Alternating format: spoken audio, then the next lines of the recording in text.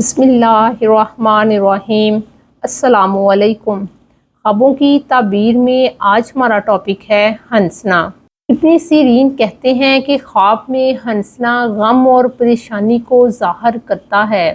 اگر کوئی دیکھے کہ وہ کھلکھلا کر ہنستا ہے تو دلیل ہے کہ اسے غم اور پریشانی پہنچے گی۔ اللہ تعالیٰ سورۃ توبہ آیت نمبر 82 میں فرماتے ہیں فَلْيَضْحَكُوا قَلِيلًا وَلْيَبْكُوا كَثِيرًا، چاہیے کہ وہ ہنسیں کم اور روئیں زیادہ۔ اگر دیکھے کہ آہستہ ہنسا ہے تو دلیل ہے کہ اس کا غم اور پریشانی کم ہوگی۔ حضرت ابراہیم کرمانی کہتے ہیں کہ اگر کوئی خواب میں آہستہ ہنستا ہے تو اس سے یہ مراد ہے کہ اس کی دلی خواہش اور مراد پوری ہوگی۔ حضرت سلیمان علیہ السلام اپنے لشکر کے ساتھ جا رہے تھے کہ راستے میں چیونٹیوں کی وادی میں پہنچتے ہیں تو ایک چیونٹی کہتی ہے کہ اے چیونٹیوں اپنے گھروں میں داخل ہو جاؤ، ایسا نہ ہو کہ کہیں تمہیں سلیمان کا لشکر روند ڈالے۔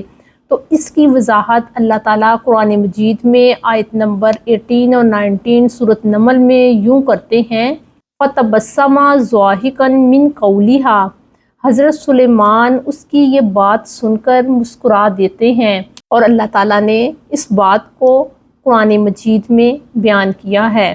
حضرت جعفر صادق کہتے ہیں کہ خواب میں اگر کوئی آہستہ ہنستا ہے تو اس سے یہ مراد ہے کہ اس کے بیٹا پیدا ہوگا۔ حضرت ابراہیم اور ان کی بیوی سارہ کے پاس جب فرشتے یہ خوشخبری لے کر آتے ہیں کہ اللہ تعالیٰ آپ کو بیٹے کی نعمت سے نوازیں گے تو حضرت سارہ ہنس پڑتی ہیں۔ اس واقعہ کو اللہ تعالیٰ نے سورۃ ہود آیت 71 میں یوں بیان کیا ہے وَضَحِكَتْ فَبَشَّرْنَاهَا بِإِسْحَاقَ، وہ ہنسی تو ہم نے اسحاق کی بشارت دی۔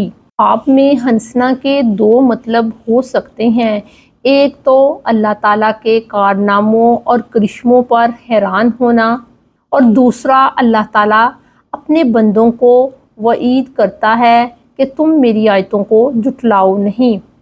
خواب میں ہنسنے کی تعبیر بھی اس بات پر منحصر ہے کہ خواب دیکھنے والا آیا خدا پر یقین رکھتا ہے یا خدا کی آیات کا منکر ہے۔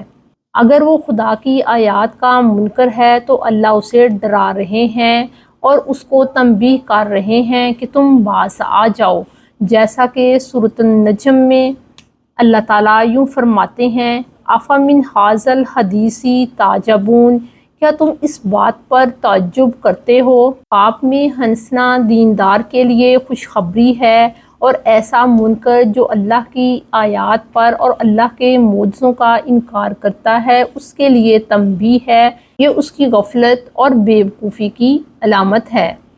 اللہ تعالیٰ سے دعا ہے کہ ہمیں اللہ تعالیٰ اپنے احکامات پر چلنے والا بنائے، آمین۔ السلام علیکم۔